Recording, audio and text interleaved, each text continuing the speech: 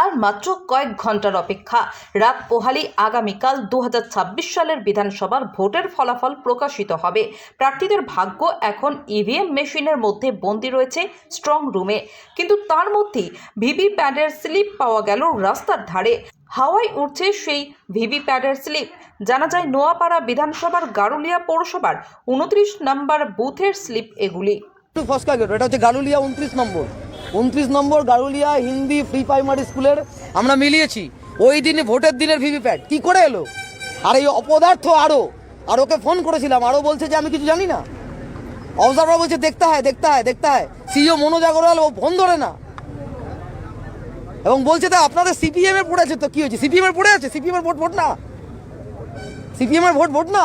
এটা আপনাকে কে বলেছে? হ্যাঁ বলছে, ইলেকশন ডিপার্টমেন্ট থেকে বলছে মন্তব্য। পরবর্তী পদক্ষেপ কি করবে? আমরা জানিয়েছি, আমি এই ইলেকশন প্রসেসের বিরুদ্ধে আমি দরকার হলে কোর্টে যাব, এটা আমি ছাড়বো না। এটা কোর্টে যাব, দরকার হলে আমরা কাউন্টিংয়ে কালকে সকালবেলা গিয়েও আমরা বলবো। এবং এখন মনোজ আগরওয়ালকে জানিয়েছি, ও তো ফোন ধরেনি, গণেশ কুমারকে জানাবো, তারপর কোর্টে যেতে হবে। এটা হতে পারে, আপনারা বলুন, এটা হতে পারে এটা। এবং ওই কাগজ মিলিয়ে দেখেছি আমরা যে ভোটের দিনের কাগজ, মকপলের না। আর মকপল হলে এখানে পড়ে থাকতে পারে না, তো সেটাও তো অফিসে থাকবে, এই ঘটনা একটা ভয়ঙ্কর ঘটনা, অনস্বীকার্য সে বিষয়ে। ভিভিপ্যাট স্লিপ এইভাবে স্ট্রং রুমে থাকার কথা, যে ভিভিপ্যাট স্লিপ, সেই স্লিপ কিভাবে বাইরে এসে পড়ে আছে এটা আমাদের বোধগম্য হচ্ছে না। ভিভিপ্যাট স্লিপ বাইরে চলে আসা মানেই হচ্ছে ইভিএম ট্যাম্পারিংও হয়ে আছে, ইভিএম সরেছে, ভিভিপ্যাটের যে বাক্স সেগুলো সরেছে। না হলে এইভাবে ভিভিপ্যাট স্লিপ থাকতে পারে না।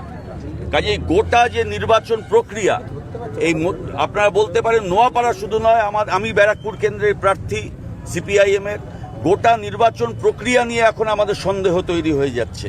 যেভাবে এইভাবে রাস্তার ধারে যদি ভিভিপ্যাট স্লিপ পাওয়া যায়, এটা পরিষ্কারভাবে ইভিএম ট্যাম্পারিং এর একটা ইস্যু, ভয়ঙ্কর ইস্যু। আপনারা সবটাই দেখেছেন। আমরা মনে করি ভোট কারোর দয়া নয়, ভোট আমাদের সাংবিধানিক অধিকার। সেই সাংবিধানিক অধিকার নির্বাচন কমিশন তা আজ প্রহসনে পরিণত হয়েছে। এর থেকে প্রমাণিত যে সংবিধান আমাকে যে গণতন্ত্র দিচ্ছে, সেই গণতন্ত্রের যে ভোটাধিকার সেই ভোটের অধিকার আজকে বাথরুমের কোনায় পড়ে রয়েছে।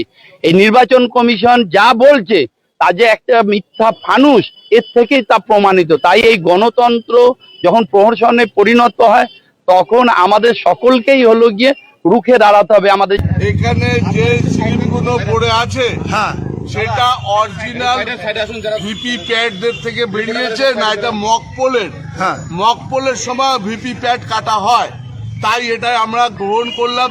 মাত্র দুটো স্লিপ নিয়েছি এত কোনো পড়ে থাকার মধ্যে। কেন নিয়েছি? কাউন্টিং এর সময় আমরা ওই ভিভিপ্যাটের নাম্বারের সঙ্গে মিলিয়ে দেখব কাউন্টিং এ ভিভিপ্যাটের সংখ্যাটা মিলছে নাকি।